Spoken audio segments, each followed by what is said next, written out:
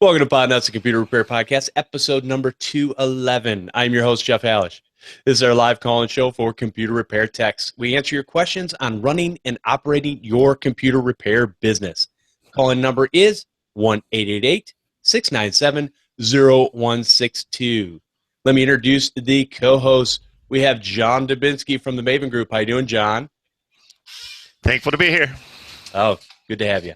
And also, Paco Lebron from ProdigyTeks. How you doing, Paco? Better than good, better than most. Awesome. You guys and your silly things. Anyways, I wasn't talking about that. They were chatting as we were talking, so that was good. Paco, why don't you go ahead and start off and share a tip or story with us so we could learn from? Tip or story? You're supposed to think of that before the show, just so you know. Yeah, I got it. You get an email every week that tells you what to do. You just got to follow the instructions. Line A, B. Hey, you know what? Unfortunately, I have to save my A material for another show. But kidding. I was kidding. Jokey jokes. But you know what? Kind of going on to that. I'm not sure if anybody has checked out what our great vendors have had, and I don't know if we were going to talk about this later on the episode or not. But essentially, they got some good deals coming out. So that would probably be my tip: is if you are in the holiday season researching vendors and kind of figuring out where you are with maybe a little bit of extra money that you had because you did so great this year. Check out YFNCG's blog post. We guys went ahead and partnered with a couple other members in the community, Technibble, Call That Girl, Repair Tech, and Ken Dwight, the virus doctor. And if I left anybody out, sorry, but check it out, the blog post, and they got a lot of great deals and some stuff going on over there. But leading into that, that's kind of what I've been doing the last month about the last month or so. And then most recently yesterday, finding out some cool stuff on TechSuite. So found out that TechSuite actually has a console version, which can be deployed via RMM systems.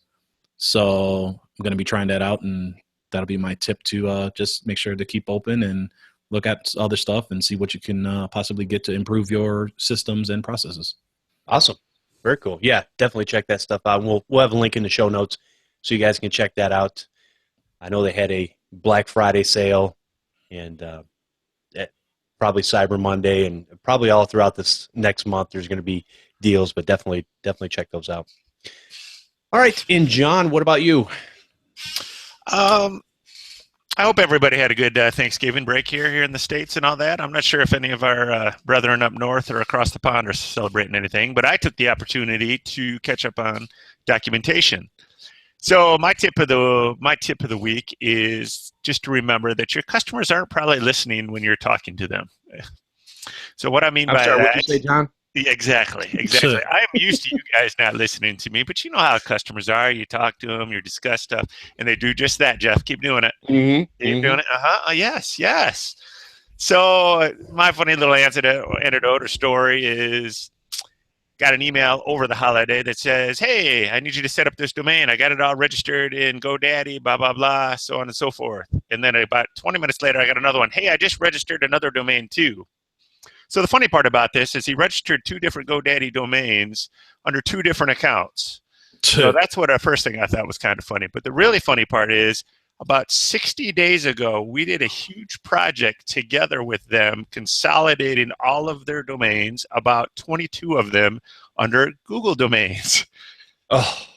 So I emailed him back and I said, do you want to keep these in GoDaddy? And he said, well, yeah, that's where I registered it. I said, well, what about the big project that literally, we probably billed them about $500 or $600 because it was just a mess trying to get all the information because they were all under different accounts, all, no passwords, nothing. And then, so I got the email back, oops, I forgot about that. Can you move them? So just, make sure you document what you're doing and try to keep track and keep your clients honest. But I just thought that was entertaining. So that's what I did today. I don't know about entertaining, frustrating, want to stick a fork in your eye. I'm not really sure, but. And the cherry on top is he's the one that initiated the whole thing of wanting to move everything to Google domains. Sure. And yet he still forgot 60 days later. So. Oh. Here I am scolding Paco at the beginning of the show, and I totally forgot to write down what in the world I was going to talk about today. I will tell you that I keep getting customers, even though I'm trying not to. And some of the stuff you get in, I had a issue with Amazon this last week or actually about a week and a half ago. Customer came in, diagnosed his computer. Your fan on your GPU is bad. And at first I looked on this particular computer and looked to see if there was an onboard video card. Now, even though it had the ports in the back, they were covered up with plastic, but you could just unscrew the plastic covers. I went in the BIOS, and they're actually on this particular motherboard, which I have never seen. This must be a really inexpensive unit. It's a little bit older, Windows 7, way back in the day. I think it's an HP, and there in the BIOS, there was no onboard video card, so you couldn't actually use it. So I actually had to replace the actual video card for this person in the PCI Express slot. So I ordered on Amazon, 2-day Prime shipping, no problem, get it in a couple days, got his computer. Now, mind you, he's texting me all the time, hey, is it done? Is it done? Is it done? Are we there yet? Are we there? No. I'll let you know when it's done. And a couple days went by, waited till 8 o'clock at night, no card. And I'm sitting there going, oh, okay. I don't normally have this. I mean, it happens every once in a while, but I don't normally have this happen. And it usually only happens on a needy customer, right? Of course. So I let it go for one more day. Now, mind you, now we're already pushing into Thanksgiving, and it's going to be backed up anyways. So it's on the 23rd now, and finally I go into my portal on Amazon, and they say, we understand you haven't gotten your card. What do you want to do? Do you want to reorder it? No charge to you, blah, blah, blah. We'll update the shipping and all that kind of stuff. We'll pay for everything. Okay, cool. Yeah, go ahead and do that. And the card, now, to Amazon's credit, the card came in Friday, the day after Thanksgiving, which I thought was pretty cool because I did it on the 23rd late because I still didn't get the card again, and they got it to me on Friday morning. Got the card in, no problem. Now, just got to get the customer back so I can swap that card out and get him on his way. So there's weird things like that happen. Just make sure, because I don't keep video cards on hand. I know some people, maybe you do a lot more business with that. I maybe have a handful of video cards that I might replace during the year, 1, 2, 3, 4, 5 at the most. And so for me, I don't want to keep that stuff on hand. It does go bad after a while, and what I mean by that is you can usually get something that's the latest, greatest for $40, $50 for what most people need. So was the original card delivered, or it just was still pending to be delivered? Good question, Paco, because I got another email shortly thereafter, might have been on Thanksgiving, where the card had actually been returned to the warehouse facility. So they did get the old card back because they said, basically, you can refuse the shipment if it comes in, or you can just do the replace or refund process, and we'll walk you through that, which with Amazon, it's very easy. Right. You throw it back in the box, you print off a label, you take it down to UPS, you go here. Right. You could even, if you're really lazy, you could actually call UPS up, have them come to the house, and pick it up. Most of the time, I take the 2-minute drive on the way to work and just drop it off real quick. So the reason why I ask is there's a similar situation that happened with a good friend of mine that everyone knows of in the community.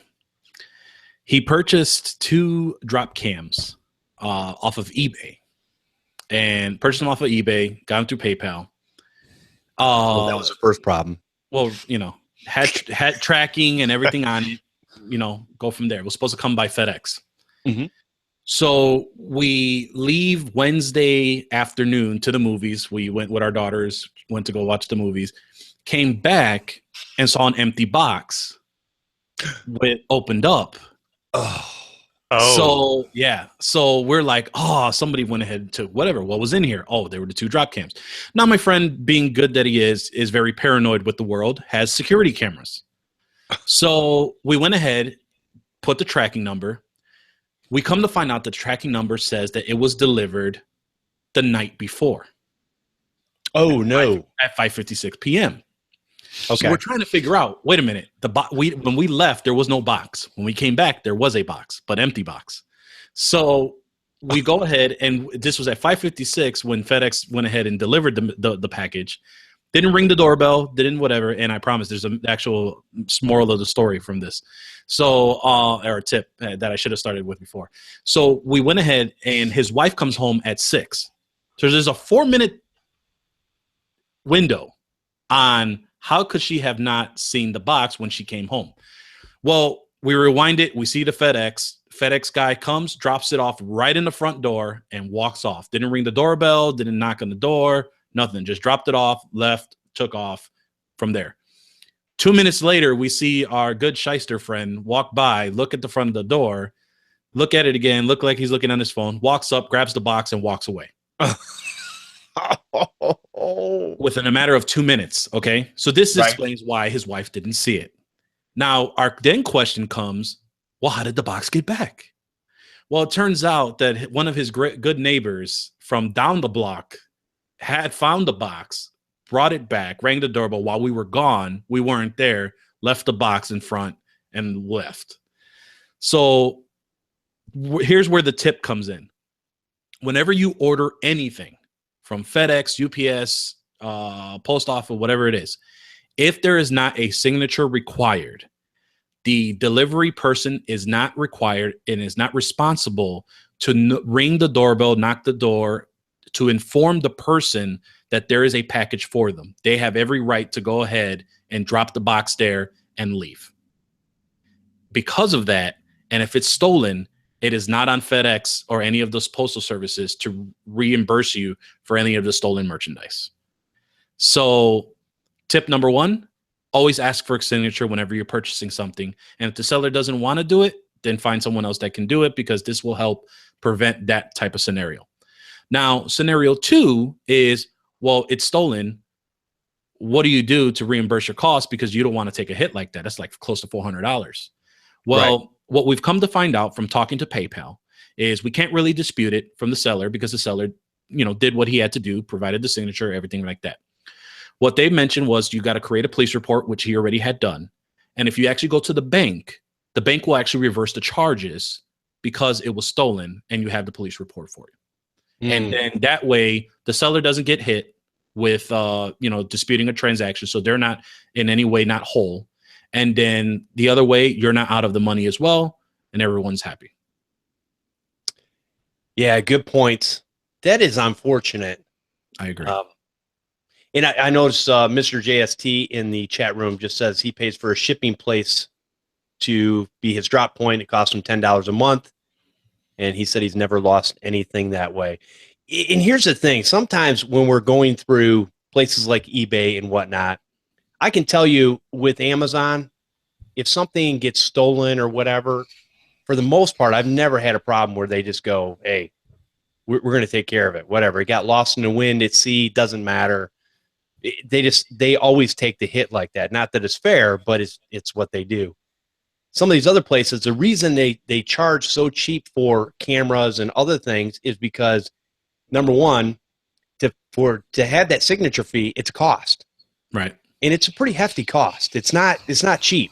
I don't know if anybody's ever shipped anything where they require a signature, and I can't remember the last time I've done it, but when you do it, it costs you something. So, and especially to include insurance on that package as well to declare a value, which the seller did not when he shipped it out to FedEx. So we couldn't claim the insurance on the FedEx either for that. Exactly. So here's the thing. Amazon's a big company. I'm not saying that you shouldn't buy from one or the other. I'm just saying here's the differences. Amazon's a big company. They have insurance for loss like that. They'll just take the loss and write it off under tax. It's not a big deal. Right. These private sellers that are selling, it's not as easy for them to do that, and they're not billing in the costs. They're not making sure that they have the insurance to cover that. So, yeah, there's definitely costs of doing business. Just be aware of what you're doing, or make sure that you are home sitting on the front porch.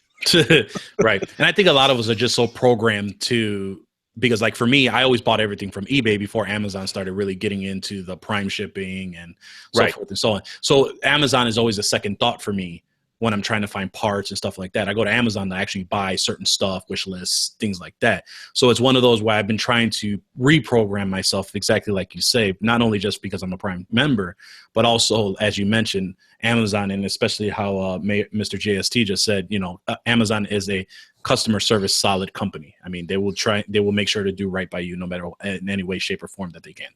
Yeah. $5.25 for a signature from UPS. Ooh. Now, how much for insurance?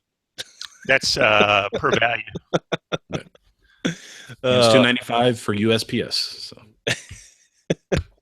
So I guess the cost is not that much, but when you're talking about, a lot of times we're saving. What's the saving on buying something from eBay nowadays when we're talking about higher end cameras, right? Versus a place like Amazon or a store. Is it a huge savings, or is it just enough to make that difference where you go, yeah, it's worth it, but then if you start to incur some more costs, now you're up to the regular cost of what it would have cost you anyways, if it would have cost you anything. Oh no, Amazon is the time value of money. Because we're just talking about how easy to do. You could get your shipping refund without talking to anybody. You can order product 24/7. You can return it without talking to anybody. You print your label. I mean, you return it for any reason. So it's time value of money. Save you 1 hour.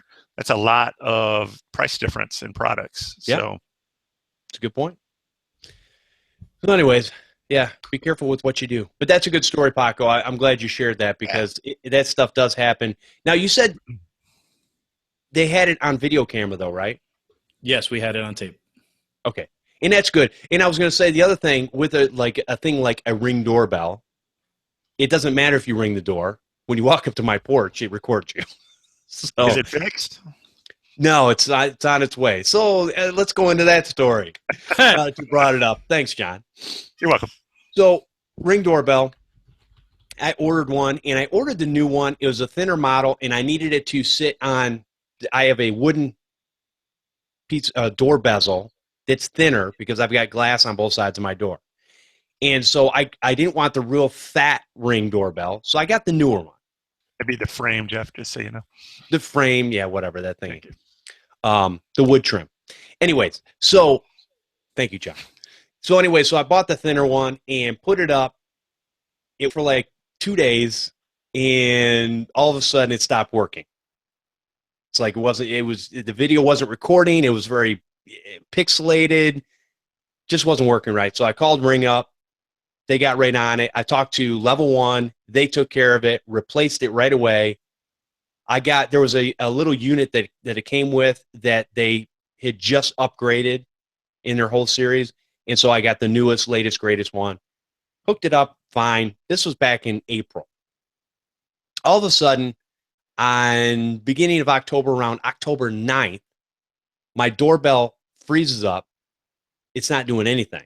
It's not working. You can't press a button. There's a blinky blue light going around it. And so I go in, I hard reset it. I go through, check my network settings. I reset it up, try to do all this stuff. It goes through, it'll connect my phone or my tablet, but it won't connect to the Wi-Fi. It just loses its mind. So I'm sitting there. I called Ring back, talking to Level 1.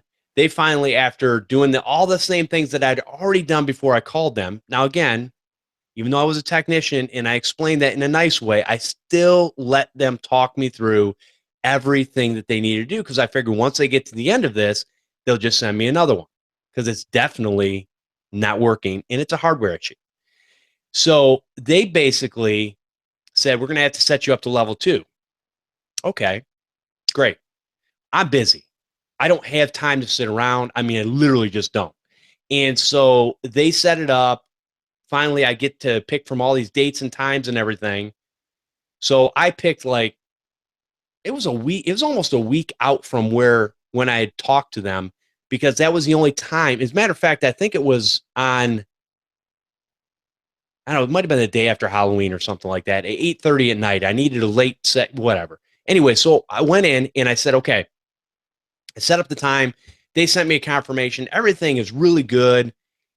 And so I'm sitting there. I've got my router open so I can figure out, so I can go into the network settings because now they want me to be able to change things there. I got my doorbell cover off. I'm ready to go. I've got everything going. And I'm sitting there. And I'm waiting. And I'm waiting. And I'm waiting some more. And basically, they never called. Okay. I'm a little miffed. No big deal. Whatever. Price of doing business. So I get a hold of the contact that contacted me first and said I need to go level 2 support. I said, hey, nobody called me on this date. Blah blah blah blah. I had to set up and I'm a little bit disappointed that didn't happen. Oh, I'm so sorry. I can call you tomorrow. Whatever. And I missed her email, or missed his or her email. And so I couldn't do it till the next day. So they set it up on a Sunday at like 11 o'clock. All right, no problem. I get the confirmation. Everything is right there. Okay, cool.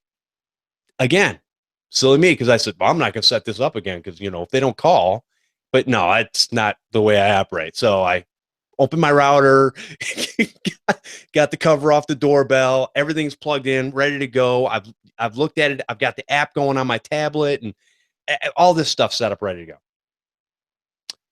And I'm sitting there. And no call.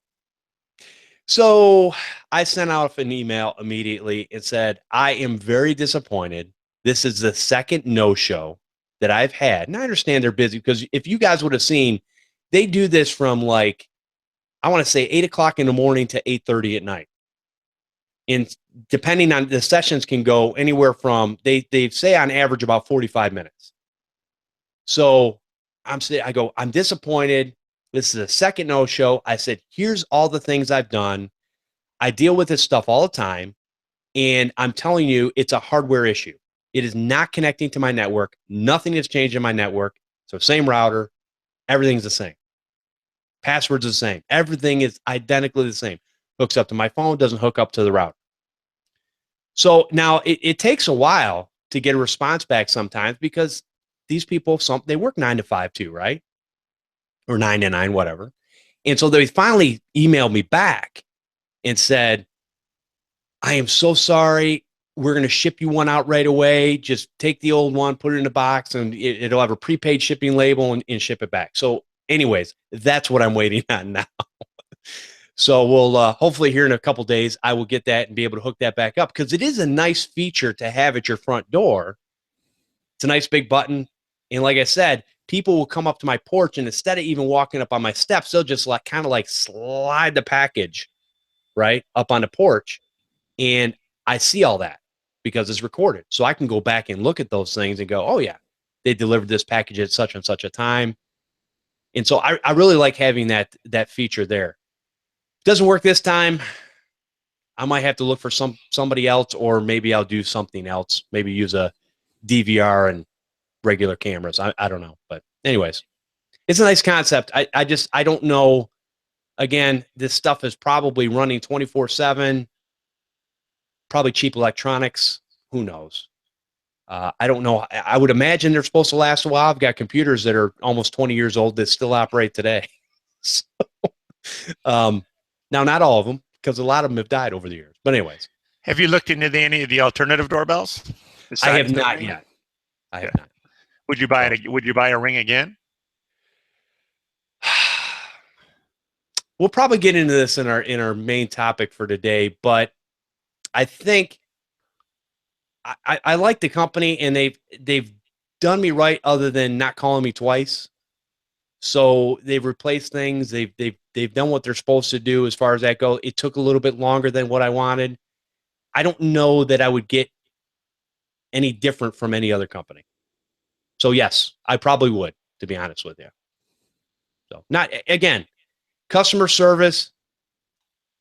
I have a firm belief the bigger you get, the harder it is to serve your customer. That's just because you've got so many hands in the pot that the left hand does not know what the right hand is doing, literally. And so it becomes a problem. Now, not saying that I don't know how big these companies are because most of them aren't huge. And that's the other problem. They only have so many people that can handle the phone calls and do all this kind of stuff. So, does your Ring work if Ring goes out of business? It should. It wouldn't get any more firmware updates, but it should work. Now they sell a service for $30 a year that will keep your recordings for the full year. But other than that, everything else just hooks up to your network using your Ring app or whatever. So I would imagine it's going to work. again, for how long, if there's no firmware updates and stuff like that, or how secure is it, I don't know. And I guess that's the other thing too. Out of all the ones that have been checked out so far, speaking of IoT devices, Internet of Things, again, another stupid terminology some idiot came up with, but the Internet of Things. Easy. Yeah, I know. So, but we have these devices that hook up to our network, and most of them, starting from baby monitors on up, they are very, very insecure. Even some of the cameras that some of you are installing into businesses with the DVR, they're fine by themselves. As soon as you hook up to a portal where somebody can be at home and look into that camera at a business, most of them are so insecure, it's ridiculous. You could actually take those things over very easily. So there are only a handful of companies I know right now that are being checked out by some of the experts that are saying that they've done the right things. They're protecting us as best they can. Another one would be Amazon Echo. I don't think there's any problems with that as far as security. So, but yeah, there's not very many. So again, John, going back to, I feel somewhat secure with the way Ring's done their stuff so far, and how they've talked to other people and let them know the types of things that they're doing. And when they did have a problem in the beginning, they did fix it right away. So from that standpoint, I appreciate a company that does that. All right, and let's move on. Unless anybody's got any other questions.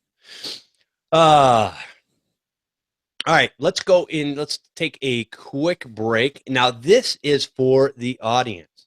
So I'm letting everybody know December 17th, which is a Sunday, is the last show of the year. So in a couple of the contests we've had, I've had people send me suggestions for things that they want to hear about. And one of the ones that a lot of people want to hear about is what types of tools, hardware, software, otherwise, do we use on a regular basis, and why? And how does it work for us? What are we doing to do virus removals? What are we doing to backup? What are we doing with all these different things, right? So what I want you guys to do is I want you to send me an email, all right, before December 17th, and we'll read it on the show. And give me one tool that you use and why you use it and how it works for you. It can be as short or long as you want. Doesn't matter. I want to get a consensus of what people are using out there right now. And then we'll also share on this show what we're using in our day-to-day business. All right. So anyways, get those in. Podnutz at podnutz.com. You can send the email to before December 17th. All right. Main topic. And I'm tired of talking so far. I'm talking too much. Where's the peanut gallery? Anyways, how much trust do you put in your products and services? Now, let me preface this again, and I'll give a little synopsis, and then I want these guys to actually articulate and come up with their own thing. But from my standpoint, a lot of times I think we put a lot of trust in products and services. And I don't think that we should to the extent that we do. And let me explain it by telling you this. If you look at a product and service, and you're looking at that product and service, and Paco will get this in a minute. If you're looking at that product and service and you're looking for it to do whatever it's supposed to do 100% of the time, wrong answer. It's not going to. Software is hard, people. And quite honestly, hardware, there's not a whole lot of checks and balances on it. So that's hard too. So here's the reality. Products and services that we use on a regular basis, a lot of us, I see it in forums all the time. Man, somebody has a misstep and their software breaks a bunch of their customers' computers, and all of a sudden it's like, oh, this company is so bad. They're so horrible. They've done me right for the last 5 years, but this one particular time, it just messed everything up and cost me a bunch of time. That's what I have for you. Okay, stop whining about it, to be honest with you. Don't whine about it. Think about what you want that product or service to do for you, and then always, always have some sort of contingency plan to be able to mitigate the problems that you're going to have, again, or, figure out what you need to do to make it better for you and your business. And that's why I say there's a lot of different products and services out there, and you need to use whatever's going to work for you. Some of us are one-person shops. Some we have, there are shops that have employees, home-based, shop-based, all these different types of businesses, and that's good because what you're going to do for your business is going to be different than what I might do, or Paco does, or John does. And let's not even go into the whole residential and business aspect of it, because that changes a whole bunch of things there too. So anyways, how much trust are we really putting in our products and services? And what are we doing to help us to take care of the problems when they do arise? And John, why don't you go first? I want to hear what you got to say. Well, I think there's different varying levels of trust based on what we're expecting the product to do for us. But I think there's a level of, Paco, what would you call this? Education as one gets into the IT field. And I think we run around and we buy all this disparate and different gear, just start rolling out all this stuff all over. And then we realize, holy cow, I've got to support all this stuff. So I think once we become more focused, we try to choose vendors that support us. And I think we've talked a little bit about before this, but the way that the trust that I put in the vendors that I deal with is I try to look at my own history and my own actions. I mean, I've been doing this for how long, Jeff? 20 years? Oh, so long time. 1-2 mistakes probably over that time, maybe. So times 100. So really what I'm looking for is the vendors I deal with is obviously I expect them to be about as perfect as I am. But really what I want to see is, I expect mistakes from them, but how do they react to those mistakes? So if they push out a firmware that screws something up, what are they going to do, to resolve that? Right. And obviously we're here because things break, right? That's right. So can't we expect the same from somebody else? And some of the vendors we deal with. So I think there's got to be a level of trust. I think there's got to be a level of professionalism, meaning if every firmware update they put out breaks every single time, obviously there's a little distrust that's going to happen in that aspect. So we're going to back up from there and probably find a different vendor. And I think we've discussed some of those vendors on here. We could probably pick on Web of Trust, selling personal data. Selling the data is not the hard part. Not anonymizing it is the hard part or the bad part. So I explicitly trust the vendors I deal with, and I have a lot of trust in those vendors, meaning I count on them to work as hard as I do. So as long as I feel like they're working as hard as I do and they're there for me if there is a problem, I'm in. Okay. And I think the most important thing there is you got to have a little bit of product focus. You can't sell 25 different brands of products. You got to have maybe 1, 2, 3 go-to products, maybe a certain type of router, a certain type of switching, so that you can be master of some and not sort of good with a lot. Right. That's a good point. Real good point. All right, Paco. You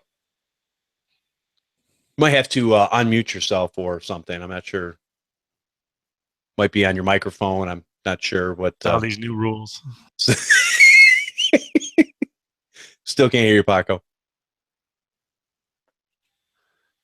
Interesting. Yes. And Paco. No. Still don't hear you. See, stop touching buttons. That's all I can tell you. Stop touching buttons. Oh, did you watch the Lions game? Yes, I actually did. The only football game of the year I watched because my nephews and brother-in-law are here. So, actually, though, I missed the last part of the Lions game because I was washing dishes. I'm not saying anything, Jeff. So, John, while Paco is fixing himself, and Paco, you might have to change the settings up top or maybe get out and get in again. I'm not sure. Anyways, or try turning it off and turn it on again. Would you say, and here's the rule that I've told a lot of people over time, is that when somebody hires an employee, okay, they expect that employee, I don't know why this is, because everybody was an employee one time. Just think about the things that you did. But anyways, as an employee, they expect these employees to be 100% all the time. Number one, they're human, so that's not going to happen. And number two, in my opinion, from what I can see in the real world scenarios with most people, is that you're probably only going to get 70% out of that employee. And so I've taken that number and I've kind of correlated it with the software and hardware that I use. I can expect about 70% results out of that most of the time. Now that's all gonna switch around a little bit, and some days will be better than others, some months, some years, whatever. But the reality is, if I set that expectation at 70% and somebody's at 80% or more, then it's not that big a deal, right? Paco, can we hear you now? I don't know. Can you hear me now? Yeah, we can hear you now. Yep. Right. See, that worked. Turn it off and turn it on again. So let me finish my thought, and then we'll go to you, since you were messing around with your hardware. Actually, it wasn't, because I tested out in Skype and everything was fine. There's something going on with Google. So go ahead. So anyways, like I said, 70% rule, 70-30. And Paco just proved my point on air. That's awesome. So you didn't do that on purpose, did you? No. So 70% of the things that we, or 70% of the time, the things that we use are going to work. But when they don't, again, we want to have that plan set up. So anyways, Paco, go ahead. So going back to what I was saying before, which I can't really recall, but I just know that it was more on education, where, like John said, if you're going to go ahead with your certain vendors, you want to make sure that these are going to be vendors you want to stick through with. But also don't be shy about going away from them either if they're really screwing the pooch and just really causing some issues. Like, perfect example, Web of Trust. If you've really backed them for so long, you got to decide whether you're going to take a stance and stick it through with them, or you back out and see if you find another solution that may work out for you. Now, hey, Paco, let me interrupt you right there. I think that's a great point, because have we heard from Web of Trust? I mean, because I would be willing to give Web of Trust another chance if the, I don't know, president or CEO came out and said, hey, we screwed the pooch. Right. We screwed up. We're not going to do that anymore. We're going to fix it. We're going to make it right. We're doubling down, whatever speak is, the easy speak is. But would you guys feel the same way? I'm picking on Web of Trust. Pick any of your favorite vendor. Well, we can go, like, perfect example, LastPass. LastPass had that breach that happened before, but they sent out an email saying, hey, look, yeah, we got breached so far in, but we hadn't get breached in this section of it. We're doing this. We want to fix that. People don't even remember probably that breach from now because of what happened. They owned up to it. They took care of it. They kind of go from there, especially if you're paying for it, and you're suggesting this as a password manager for customers. Someone hears LastPass breach, and especially if they're not as educated on what's going on with everything for cybersecurity, they just, go crazy. Right. So that's kind of, I trust them more. Right. So as for them to actually come through and actually say about it, that's for me. Now, carrying over to what Jeff said and the 70-30 rule, that took me a while to understand, because we've always said that no one will ever care as much as you do. And that was something that everyone tries to replicate, especially if you're a one-man shop and you don't have people with you. And especially if you do have people with you, you're not going to get as much output as you would if you're the originator of this particular idea, business, product, etc. Right? Now, going into what I was going to spiel about on this topic, how much trust do you put into products and services? Products, I haven't had really any products that have given me any gripe, but there is more, I'm more paranoid about services, because everyone is trying to be the, all-in-one, inclusive right. package, and they want you all in on their stuff. And I've always been one to always, like you say, set contingencies, just make sure to protect myself if the worst were to happen. And again, it's all paranoia. I will blame it on being paranoid, because the last thing I want to be is caught in a situation that I can't recover from quickly enough. And it happened just this last year with the answering service that we were using before, shut down overnight. And that owner made the biggest sale to me on trying to get on board with their MSP stuff, their managed services, get on to them being their, hosting my phones, them hosting my backup providers, them being the ones to handle all my white label ticket removal services, and and the list goes on. And I only use them for answering my calls and forwarding my number over. That's literally all that they did for me. And when that time happened and they went ahead and they shut down, I was only down for 3 days on one service versus the many services that they had. And like, I had a lot of buddies of mine, colleagues that were all in with them, and they found themselves 2 to 3 weeks just to recover. So that's where you have to figure out, what's your contingency plans? Because when the worst happens, the worst is going to happen. Murphy's Law will always shake his head when it's least expected. And then the other plan to it too is, like you mentioned, the 70-30 rule. How much do you plan to trust them to carry on your message and your mission per se on how you want your business to be run? So those are a couple things you want to take into consideration before handing over control of certain things that you have versus sticking it out on a smaller scale versus trying to scale too big or too quickly, I should say. The other thing I'd say to that too is, we're talking about partners, either services or hardware partners. We partner with these companies. Don't be a crappy partner back to them. I mean, it's a two-way street. They're trying to do the exact same thing you're trying to do. They want to make a buck off taking care of you, selling you a product or service. So be a good partner back. Don't always have your hand out. Offer, if there's a problem, let them know. But, it's just somebody, it's your rep on the other line. So, don't treat them like crap. It should, a partner is a partner. It's a two-way street. So if you do that, you'll build that trust.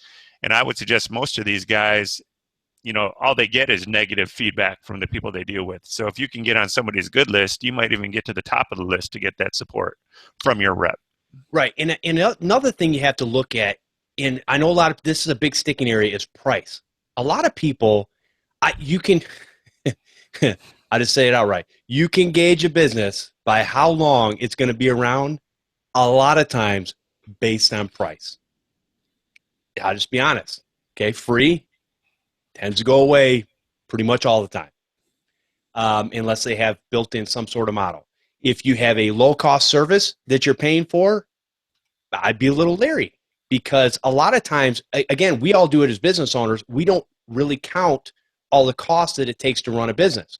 So do you think that every other business owner out there that's doing something different that's supporting us doesn't have those same problems? And maybe they're not charging enough?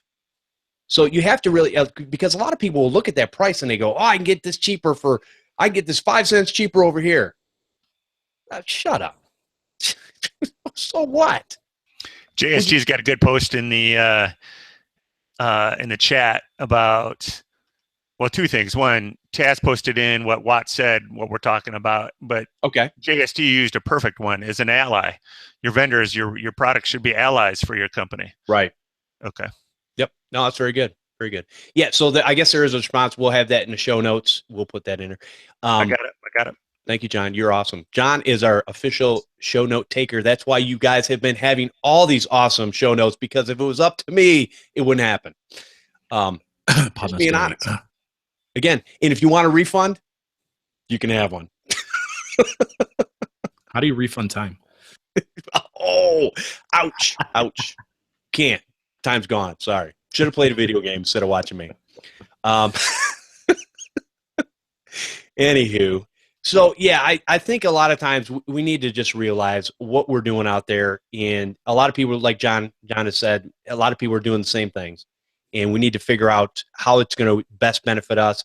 And let me say this too. One of the things that a lot of people will jump ship from one product and service to another product and service. And these guys, both John and Paco have already said, stick with something, be good at it. But here's the other thing. If you have a base out there of whatever, a couple hundred customers, 10, 15 businesses, 40 businesses, it doesn't matter, whatever. You can take a small percentage of that base. And let's say you just want to try a new product and service out that comes along the way. Instead of switching everybody over, why don't you take a small percentage and switch a couple businesses over, or switch a couple residential, whatever, and test the product out and go, yeah, this is going to make my life easier, or no, I'm getting the same results, or it's going to make my life harder. That way you can figure out what's going to work for you. So you're not always stuck in, well, this is what I've been using for the last 20 years and it's worked for me. Now, there's nothing wrong with that, but again, we're techs, right? We love the new and shiny. Give me the new and shiny. I want the latest, greatest. Why do I need it? I have no idea, but I just like it. So. And also, like you just said, you don't make, and this is something that Marvin B actually had preached about for a long time, is you don't make big switches like that just for price. You want to you want to make those big switches because it's going to help benefit you, and then in turn will help benefit your customers. Because I know some techs where, you know, they're in love with the system that they're in, but if they can get another system for $20 less, they're all for it because they want to just, you know, do it for their, without really looking into seeing how that system will work onto their, you know, to their current offerings. The other side of it too that you want to make sure that you take in consideration is that how your customers are going to view you. Because if you're constantly changing vendors on them, they're going to basically ask you, well, how do I know vendor A was better than vendor B? And why are you switching to them? Are you as wishy-washy as these guys are because you don't trust their offering? If you don't trust their offerings, how can we trust you? Because you trusted them last year. So that's something you want to take into consideration as well, where your customers, one, may bring it up to you, and two, you know, your value to them may diminish because you're constantly switching and you're not standing ground to a certain group of vendors, products, etc., that you personally believe provide them exactly what they need. And how often do we only use a small percentage of the product or service that we're given? We don't even understand the intricacies of it. We're like, it's like it's like Microsoft Office. Most of us, if you still use Microsoft Office today, which I do, use maybe 10% of the tools that are in there. It's like 90% of stuff we're like, I don't even know what that does. Right. Spreadsheets and so on and so forth. So, and in reverse too, the same thing like you just mentioned, how intricate you've already put, how sticky, how already embedded you are in a particular system, and you're trying to move off of it. And when you move off of it, I had my invoicing with this system before. Right. Oh, I had my integrations with my other vendor for that. I didn't take that into consideration. All because I wanted to save myself $20. You just added $150 in labor an hour because you're keeping up for losing or saving $20. That's a good point. A lot of times we don't count that time that we could have been out there making money. Right. And I know John gets on me about this all the time. He's like, well, it's going to cost you X amount of hours, so that's X amount of dollars per hour in order to do this. Now, if you've got the free time and you've got the ability to do it and it's not a big deal, there's nothing wrong with that too. Again, sometimes we lose money just for the sake of learning, which there's nothing wrong with that. John, you're off. And if you're going to make some change, well, I was just thinking to myself, I kind of tortured myself at the beginning of this year. But you love being tortured. That's the difference. Not by you guys. That's a little personal, Jeff. Anyway, sorry. Yeah. But I did it mindfully. We did some RMM changes. We did some AV changes. You and I did some research on RMM and backup. I mean, so. Oh, yeah. I mean, a lot of it was fun, but a lot of it is painful. But you got, do it mindfully. Don't just change because there's got to be something significant. Like we said, it's not about, again, and Paco made a good point too, talking about the price. And that's why I kind of said, that's what we were kind of talking about that with the whole eBay thing. Sometimes you're not going to it's easier to go to some place like eBay, or I'm sorry, Amazon or Newegg or something like that for new computer parts. Now, granted, there's a lot of either used or, depending on getting screens for laptops and stuff like that are easier to get on eBay than they are on maybe not anymore. I was going to say 50-50. Half my screens come from Amazon, half of them come from eBay, just depending on what I need. It seems with the Ultrabooks and the smaller form factor laptops, Amazon actually has a pretty good selection, and they can get it here pretty quickly. So a lot of times I'll end up doing that. And really that comes down to I can get it here quicker versus having them on hand. Again, I don't like to keep a whole lot of screens and stuff like that. So. Anyone else? I've been in the chat a little bit. I'm using Amazon more and more. I'm moving further and further away from distribution and going to Amazon. And that's always easy. It's just too easy to do business on Amazon. Even though I might save couple points going through distribution. Right. You get an Amazon credit card, you can get 3 points on that. I can order 24/7. I never have any problems. Now, there's a couple products that I buy, like my UTM routers, I buy direct from the vendor. There's some products that I would not do through Amazon, but so here's the rest of the stuff is just too easy. It's just too easy to do business with them. See, here's my issue with going directly to Amazon versus a distro or a distributor is I'm running into the issue where I've picked the distributor for refurbs, right? And I've been using them religiously. Now I'm running into the problem of getting new PCs, right? And for me, it's a lot of work for me to go through Amazon, figure out what's going to be a comparable machine to purchase them when I could just say to my rep, hey, I have a client, he had this, he's looking for a little bit more power. What do you guys have to suggest? It takes off some time for me to do the research on Amazon. That's where it's worth it for me. Well, I'm not buying any of my corporate PCs from Amazon because their pricing is absolutely ridiculous. And most of the products I buy from Amazon, I always try to make sure that Amazon is the seller because that also eases my burdens for returns and problems. But yeah, if you're dealing with a product where you need expertise, that's where a vendor partner comes into play. Like a threat management device or, like Open Mesh. You can buy those on Amazon, but I usually still buy those direct as well. See, and that's funny because you guys are talking about two different scenarios. So unified threat management, I can understand because those people are going to know the back end of their products. Now, Paco, you're talking about computers, and I'm sorry, I just don't believe that those guys sitting behind the desk actually know the capabilities of what a computer. Hey, I need a computer to run CAD. Oh yeah, just throw this, and this in it. It's like you have no idea what you're talking about, dude. No, it's like, all right, I got a client that has a Pentium or a Core 2 Duo, and he wants to get something a little bit newer. What i5s are currently on sale for Lenovo? That's going to be a better in this price range.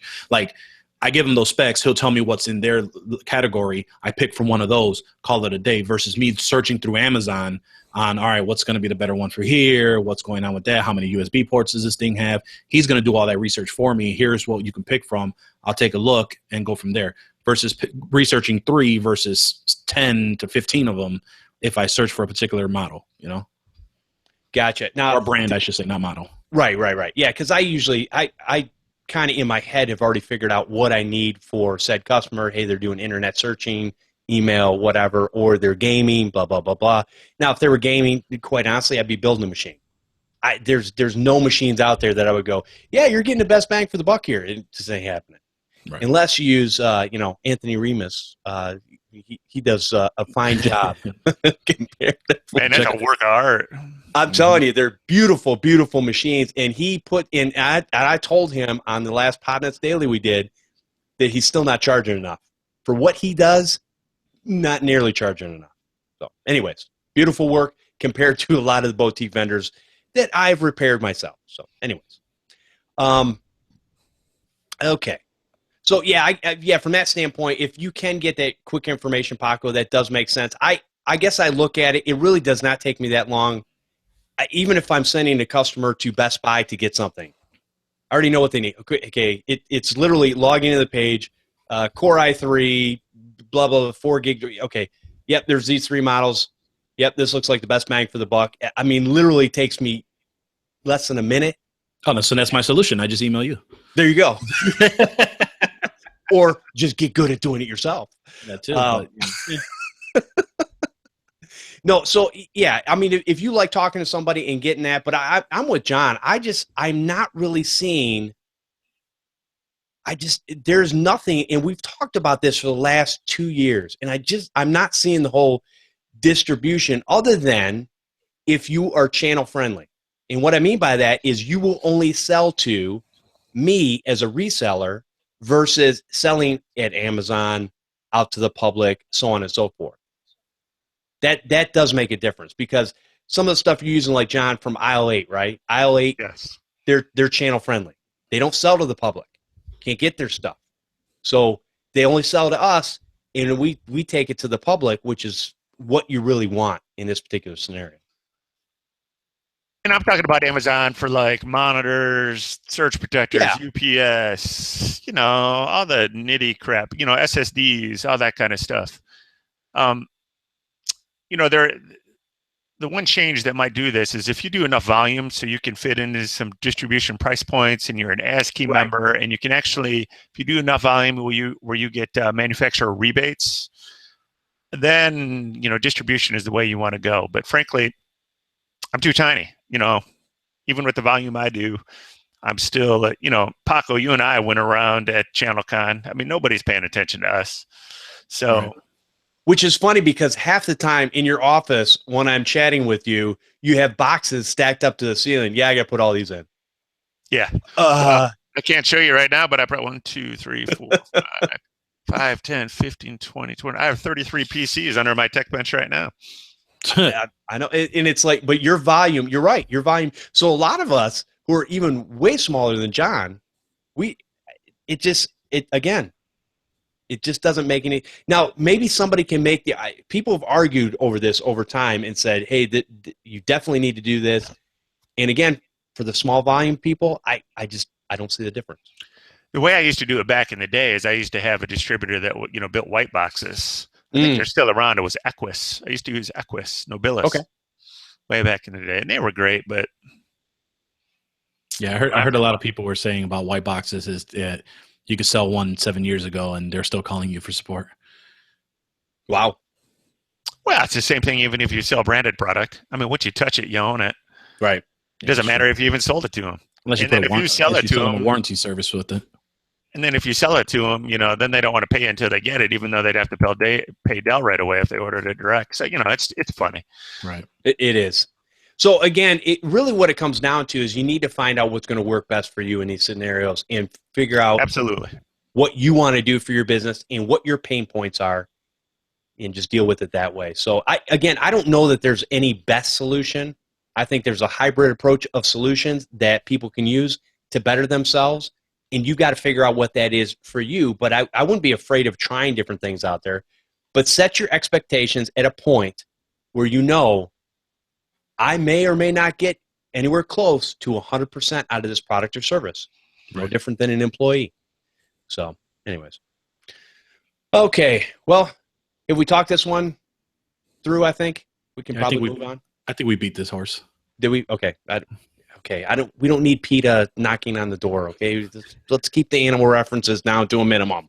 Jeez, right. Pete, at least I just use foul language. Man, you bring up the animals, Paco. Okay. All right. So let's go ahead and we're going to open up the phone lines. Phone lines are open. The call-in number is 1-888-697-0162. But before we get into that, while we're waiting, we have some emails to go through. All right. This one says, Jeff and Company, thought you might be interested in this one. Score another one for the trusted local independent shops. And we'll put this link in the show notes. An anonymous reader quotes a report from Consumers. And this, he had sent me this a while back, but this has been around for a couple weeks. A new report claims that some Office Depot employees are falsely claiming computers are infected with viruses in order to meet sales goals. According to KIRO-TV in Seattle, employees of the office supply retailer allege that pressure to sell protection plans and other services has led store staffers to misdiagnose computers with viruses. To investigate the claims, the station took 6 computers to various Office Depot stores in Washington and Oregon for PC health checks. Their technicians determined that 4 out of the 6 computers showed symptoms of malware. Yeah, usually when you get it from an OEM, it comes pre-installed.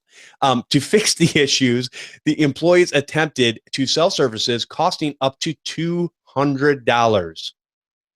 And that just goes to show you that most of us are not charging enough.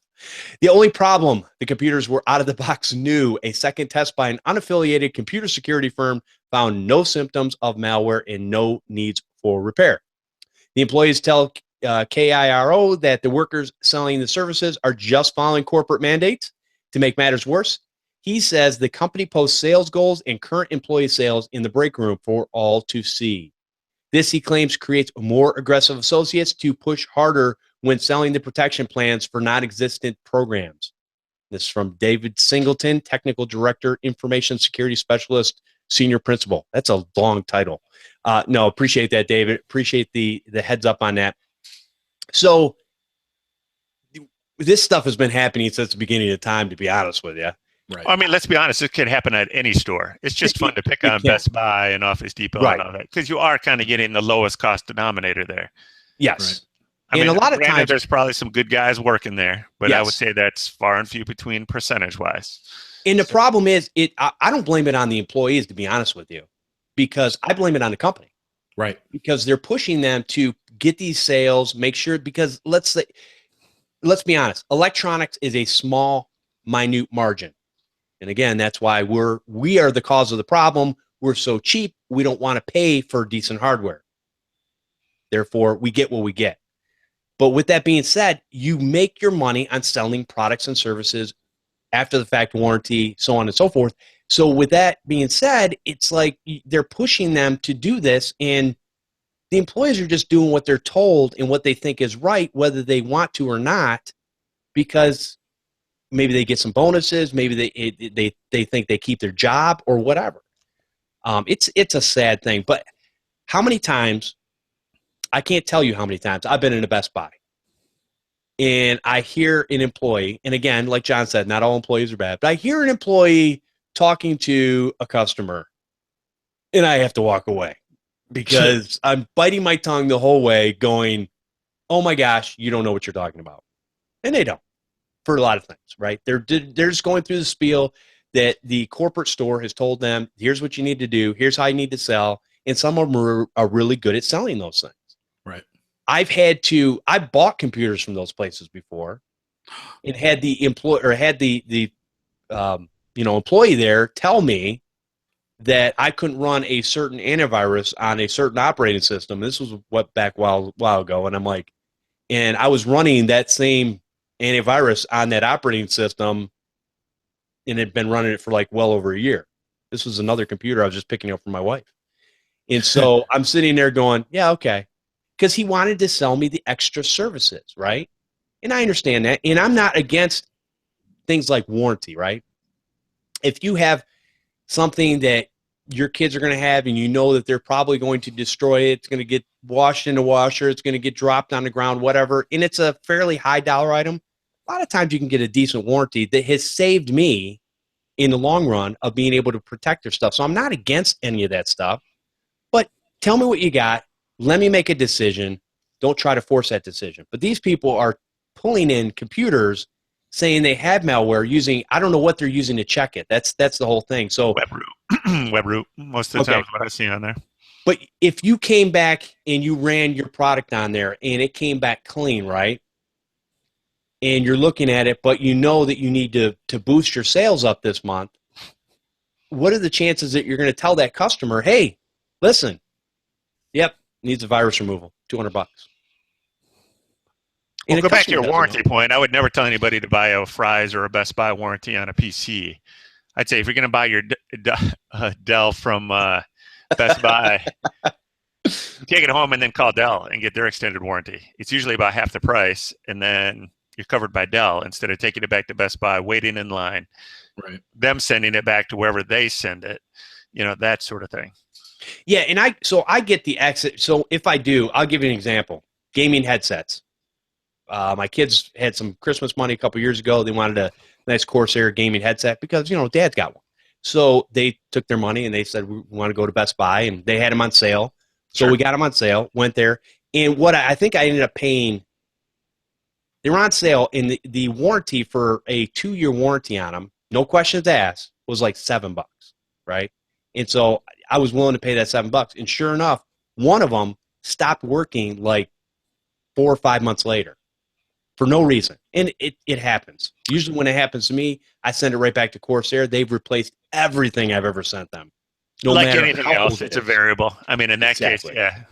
So it's kind of, in those cases, it's a no-brainer, but you got to know what you're getting yourself into. So anyways, yes, be honest.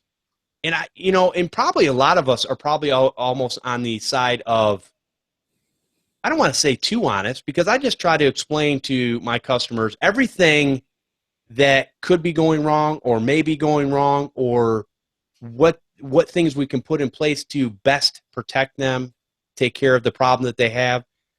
I try to talk people out of motherboard replacements all the time. and it's still a losing battle. It's 50-50. I don't understand it.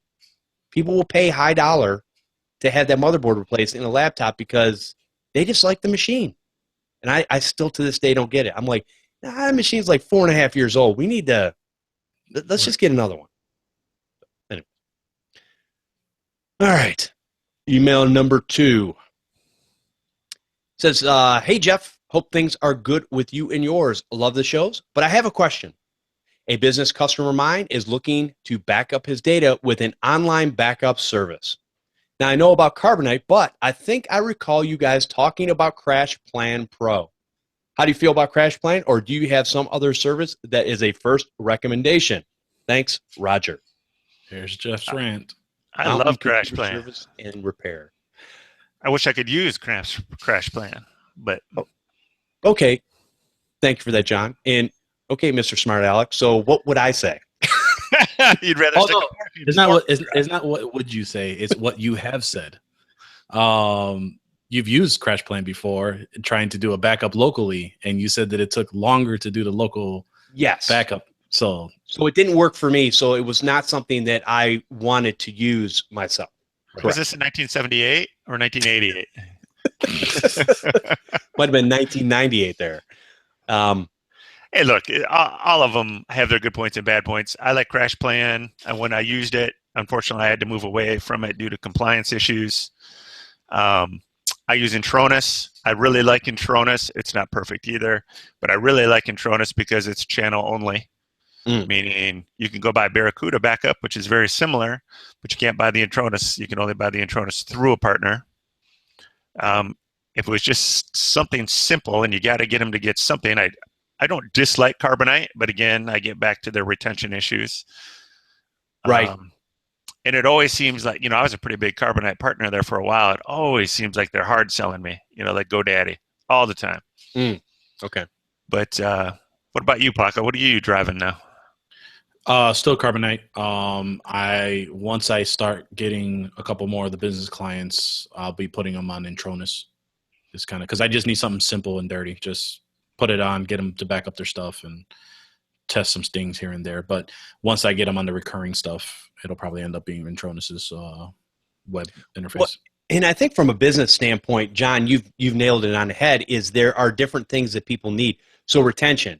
If you get something like Carbonite, you're going to have a 30-day retention on residential. You're going to have a 60-day retention on business.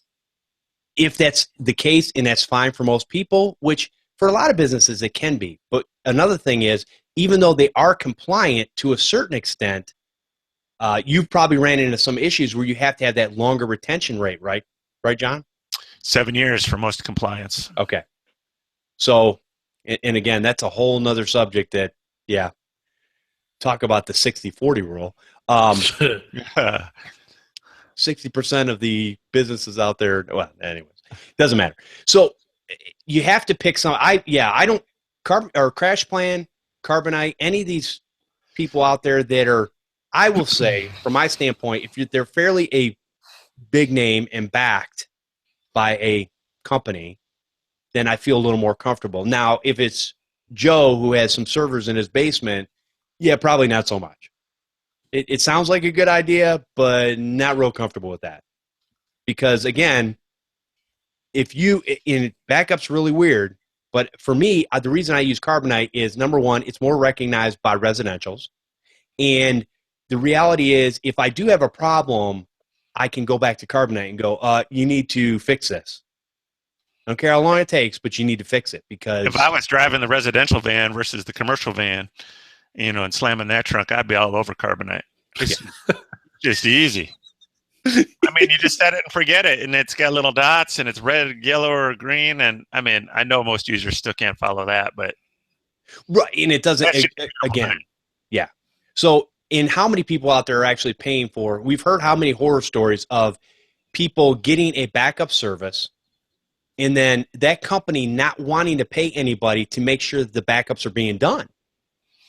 And if that becomes the case, and then 5 years down the road, they go, hey, weren't you checking our backups? No, you're not paying for that. Well, that's the beauty of some of these business players. Like Intronus, I think I talked about, has a service where you can actually pay them to monitor the Ooh. backups for you. Okay. So I could pay them to monitor all my backups, and that the price of that actually includes them supporting the backups. So if they break, they'll fix them. Okay. It's not cheap, but that's a value add if you don't want to spend the time doing it. Exactly. So this is a fee. This is a fee to you or a fee to the customer? Fee to me, so I could upcharge it and I could pass it on. Yeah. You know, It's never a Datto's fee to you, nice Paco. because Datto actually spins up their VHDs or their images to test. Yes. So you don't have to, which is a beautiful thing. So again, this goes back to that trust in your vendor, you know, and partnering with them, the value of your time. So if you don't have to test the backups, how much time do you spend testing backups every month or quarter, or however often you're doing that? You know, and something about that is you could test your backups every quarter, let's say, and download some files and all that. But, you know, let's say you download 2 files or 10 files or 50 files. Everything's peachy. That doesn't mean the other 99,000 files aren't corrupt out there and you just got lucky. So, you know, you gotta change things up and keep your eye on it and all that kind of stuff. But, you know, it seems like a lot of guys are negative on Carbonite. I'm not. If it fits what you need to do, if you're just doing, it's better than zero backup. Exactly. Yep. I agree. And now Carbonite now is partnered with, I think it's eVault. Then they buy eVault. Yeah, E2 eVault. Yeah, I think so. Yeah. So they do have some other plans now where you can put in some hardware and do longer retention and all that. But those prices now put you above what like Datto or Intronis and those guys are doing. So they label it as small business, but I don't have a whole lot of my small business clients willing to pay that. I think that's the problem too. Is it's all depending on what the client wants to pay, what type of compliance if they need it, what type of retention they would like to have. There's a lot of questions that need to be answered. So hopefully you can go and answer those questions and try a couple of the vendors out. Now, personally, I use Carbonite myself just because I've been using it for a long time and I've gone through their ups and downs, and it's fine. It's always had my data, so I was never concerned about that. I do a local backup. I make sure I have the cloud backup and whatever's on my local machine.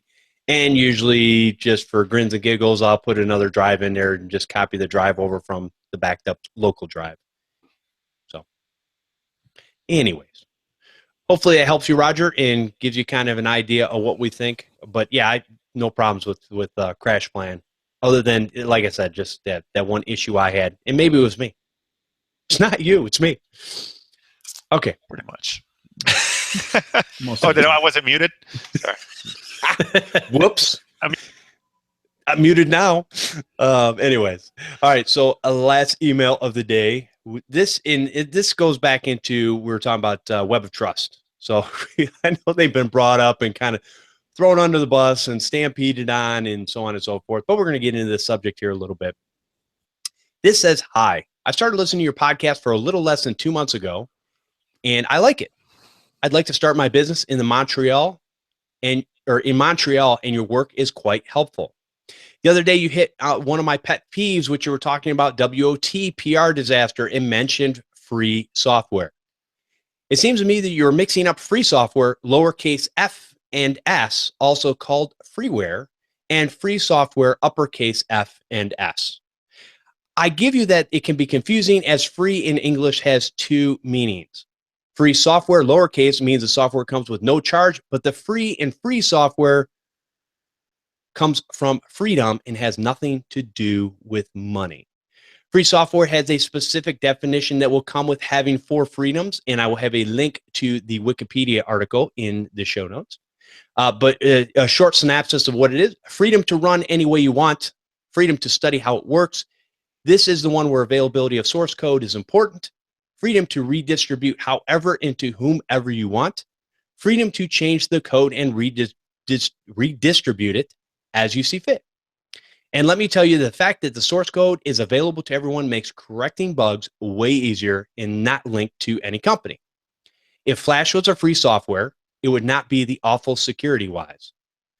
Or it would not be this awful security-wise. In the light, WOT, or Web of Trust, is a free software, but not at all a free software with the capital F and S. Okay.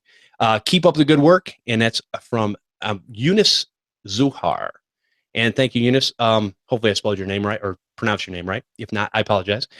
So I don't know about all that.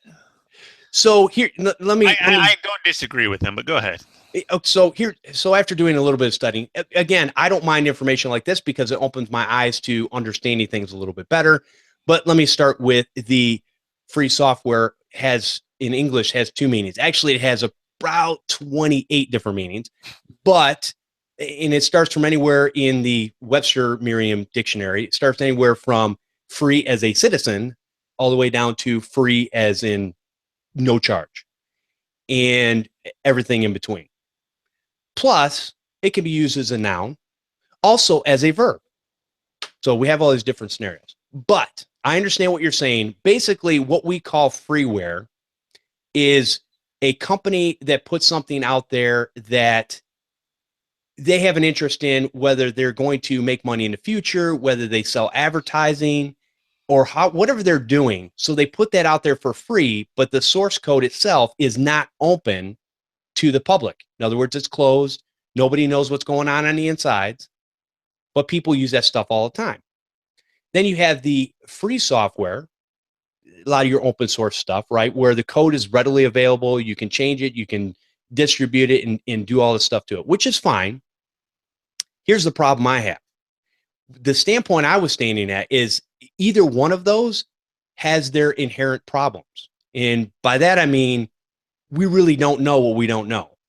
You can have open source code that's free to distribute, and I can look at it, and it would be like me looking at the Matrix and just seeing a bunch of gobbledygook because I have no idea what it's saying. I don't know how to read code.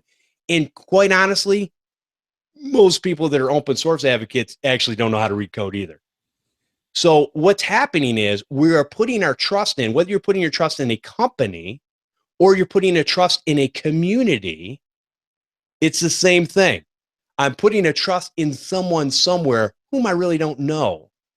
The difference is sometimes when I'm paying for something, I have a recourse that I can actually come against that company for if a company does me wrong. If everything's free, hey, you know what they're going to do? You can have a refund. Oh, that's awesome. But that doesn't help me with the problem. So again, it's just understand that there are risks in having either or in business practices. And I'll give you an example. And I don't know, and John, maybe you know a little bit more on this than I do.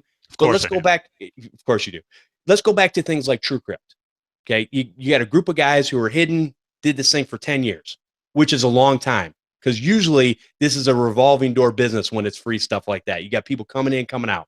But you had a set of people that basically put that thing together. A lot of people were actually using it for compliance, which I was a little concerned of, because if the government comes in and goes, oh no, you can't, no, you need to use a paid for service from a company that actually is a company, not from three guys in their basement. So we're expecting, and there were some holes in different things, nothing big. I mean, encryption is encryption. Once something's encrypted, any decent encryption, you're basically not going to be able to break through it. Okay. Not in our lifetimes anyways. So, but with that being said, there's still checks and balances that you have to have in your business. And you got to understand that you could be held liable because you're using free software with the lowercase or free software with the uppercase. Doesn't matter. Either way, you're still the one in the end holding the bag, because again, that company or community is going to give you a refund, and free is free. What was this gentleman's name or person's name? I think it's Eunice. I think you paid him, because this fits right into today's topic, just to bring this up. Well, that's why it's all about partnering. That's why I picked today's topic, because it kind of went in with that, and I wanted to end with that. And I think you made some fantastic points, but I think it all goes back to who you're partnering with, because if we stick on the business side of things, and if you go to the free side, I think this is small f, open source, let's say. So if we go to OpenSSL, the heartbeat plug, huge, affects thousands and thousands and thousands of businesses. And there are so many eyes on that code, and that bug has been in there for how long? It was a long time. So, but that community was all over it. When it happened, it was patched. Soon as it was found, blah, blah, blah. So let's go to Paco's great point. LastPass. Nobody knows what LastPass is doing under the scenes, underneath the covers. Really, I mean, they have it well documented. It's been reviewed by some experts and all that stuff, but it's a private company. Yep. So there you go, not free. Well, there's a free version that you can use, but they had a problem. So as a trusted partner, they came out and said, hey, we had a problem. Here's what happened. We fixed it. We're on it. So to his point, I think I'm literally reiterating exactly what he said. Just in a different way. It's your partner, your trusted partner. Good show topic, Jeff. I knew you paid somebody. I do what I do. Paco, you? Nah, I mean, pretty much what you guys have said. I mean, you got to trust somebody. Well, yeah, but at the same time, too, like we've mentioned before, you never know what you're gonna get. Well, in this case, Jeff knows what he's going to get with free stuff and free software or whatever. You already know their expected timeline. But like before I started getting involved more and more in improving my business, that was my mindset. Whatever I can get, and I'm sure there's a lot of techs that feel the same way. Whatever I can get free or low cost, that's what's going to be better for my bottom dollar. That's how I'm going to improve my business. But when those companies shut down, you've already set an expectation for yourself to keep it low. And you can't get to something that's going to be substantial and stable for your business. What do you do then? Right. So It's all about expectations. It's all about setting and really educating yourself and figuring out what's best for you. Because I've been with you guys for the past several years, I feel like free is a dirty word. It's one of those where, there are things that if I can pay for it, there's going to be a benefit to me because I can hold somebody accountable for it. Right. We go run around on this too with a lot of vendors that we would love to use that don't give us a way to give them money for some sort of technician's license that we would be willing to pay a couple $100 for a year. Right. Because, a lot of the products we use on a lot of computers 15 minutes at a time. Right. And they don't stay resident. They don't stay there, but we would love to support them in some sort of way. Right. Some of these companies have some donation type things, but I think a lot of us are so busy we forget to do that. Yeah, and I try to remember, especially with, donations and stuff that come in here, I try to take some of that money and put it towards, some of these people that are building tools out of their basement. There's nothing wrong. And let me say this, there's nothing wrong with that. Right. Because there are some excellent coders out there and people that have put excellent software together for no cost to us in a lot of cases. Some of the best products we've used are made by one guy in his basement. Yeah. Now they've been bought by some other companies now, but kudos to them. Right. And quite honestly, and I know, again, another side issue, a lot of people look at that and they go, oh, sell out. I'm sorry. I don't care who you are. Somebody comes knocking on your door and goes, here's a check. I'm like, I'm out. I'm the ambassador of Quan, baby. We want you to stay. We want you to still work on this.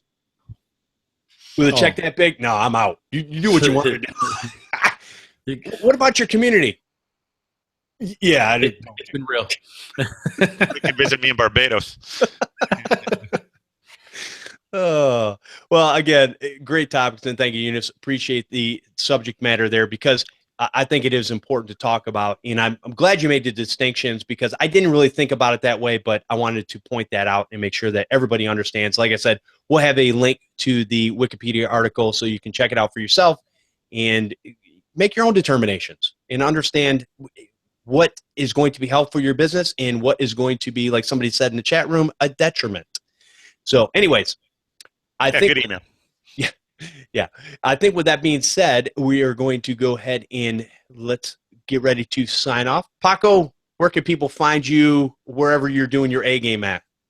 Oh, on the A game. So that's going to be over at everyone can find me here on everyone can find me here on the Podnutz live show, Computer Repair Podcast, every week if you're in the central time zone of 3 p.m. Central Time.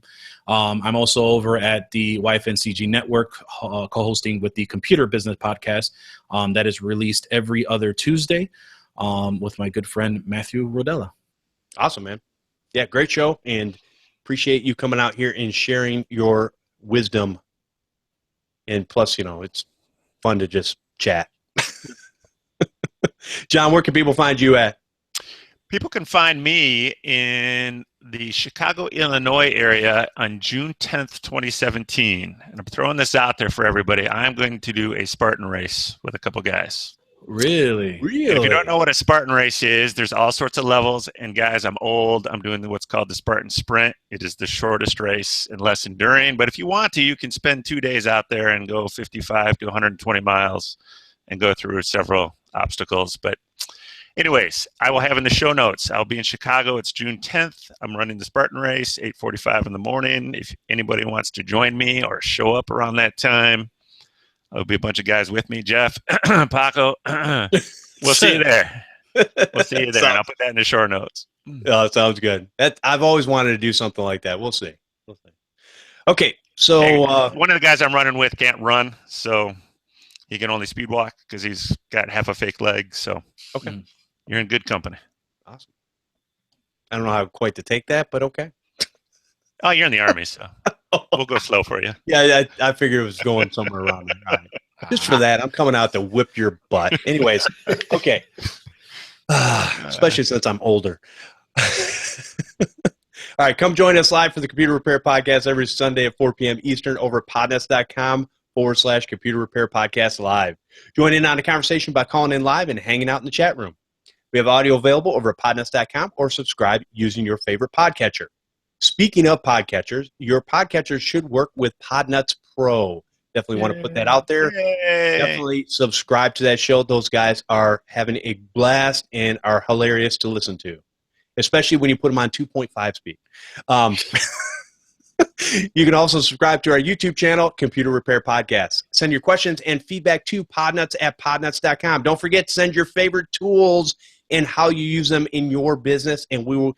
It doesn't matter how long the show goes that day. We'll take as long as we need to, even if it's only just me. And I'll read every email on that show. All right, you can leave a voicemail at 1-888-697-0162. Or here's a novel idea. You could actually call in live to the show. Okay, and if we've helped you in any way, please consider supporting the show by going to patreon.com/Computer Repair Podcast. I've had that up there for a while. I know I need to put some goals on there, and I am working on that. So just some different milestones that maybe we want to get to so that we can make this a better show for everyone. All right, and I want to thank everyone for listening and subscribing to the show. We'll see you next time on Podnutz, the Computer Repair Podcast.